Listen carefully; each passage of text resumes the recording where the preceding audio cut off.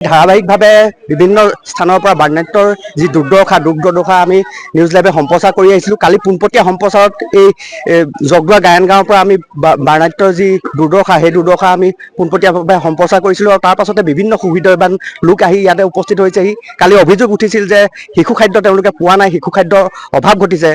Jorhat institute of নাৰ্ছিঙে আজি শিশু খাদ্য লৈ ইয়াতে আহি উপস্থিত হৈছেহি। এনেদৰে শিশুসকলক তেওঁলোকৰ অভাৱ অভিযোগ আছিল যে শিশু খাদ্য পোৱা নাছিল। কালি পোনপটীয়া নিউজ লাইভৰ সম্প্ৰচাৰৰ পিছতে আহি ইয়াত বহু সুবিধাবান লোক উপস্থিত হৈছে আৰু কেইবাজনেও আহি এনেদৰে শিশু খাদ্য প্ৰদান কৰিছে। বিশেষকৈ যোৰহাটৰ ইনষ্টিটিউট অফ নাৰ্ছিং তেওঁলোকৰ প্ৰতিষ্ঠানৰ ফালৰ পৰা শিশু খাদ্য প্ৰদান কৰি থকা হৈছে।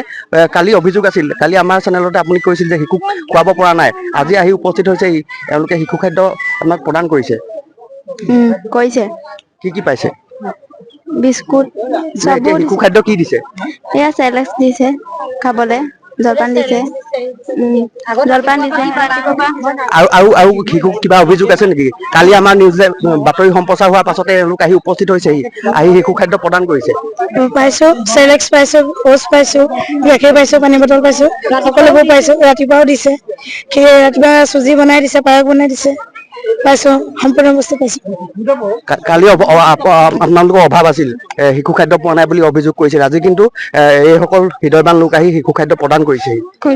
চেৰেলেক্স দিছে, ওটছ দিছে, গাখীৰ পেকেট দিছে, পাইছো। আৰু এটা অভিযোগ আছিল, কালি আমাৰ আগত কেমেৰা আগত আপোনালোকে কৈছিল যে ইয়াত কাৰেণ্টৰ ব্যৱস্থাটো নাই। এতিয়া কাৰেণ্টৰ ব্যৱস্থা কেনেকুৱা হৈ আছে? কাৰেণ্টৰ ব্যৱস্থা এতিয়া আছে, কৰি আছে।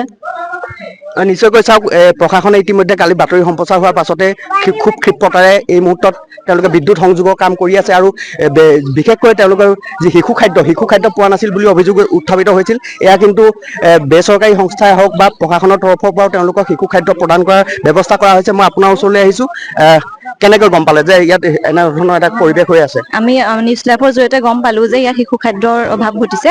সেইকাৰণে আমি যোৰহাট ইনষ্টিটিউট অফ নাৰ্ছিঙৰ পৰা আহিছো, আমি দিছো কিবা কিবি, আৰু যদি কিবা দৰকাৰ হয় আমি সহায় কৰিম। নিশ্চয়কৈ চাওক, এনেদৰে ইয়াত কালিৰ দিনটোত উত্থাপিত হৈছিল এনে কিছু তেওঁলোকে পোৱা নোপোৱাৰ কিছু হিচাপ দাখিল কৰিছিল। আজিৰ দিনটোত প্ৰশাসনেই হওক বা বিভিন্ন বেচৰকাৰী সংস্থাই হওক নিউজ লাইভৰ বাতৰিৰ পাছতে আহি ক্ষিপ্ৰতাৰে তেওঁলোকৰ যিসমূহ অভাৱ অভিযোগ দূৰ কৰিবলৈ কিন্তু আজিৰ দিনটোত যথেষ্ট যত্নদাত্ৰী চেষ্টা কৰাৰ এই মুহূৰ্তত পৰিলক্ষিত হৈছে।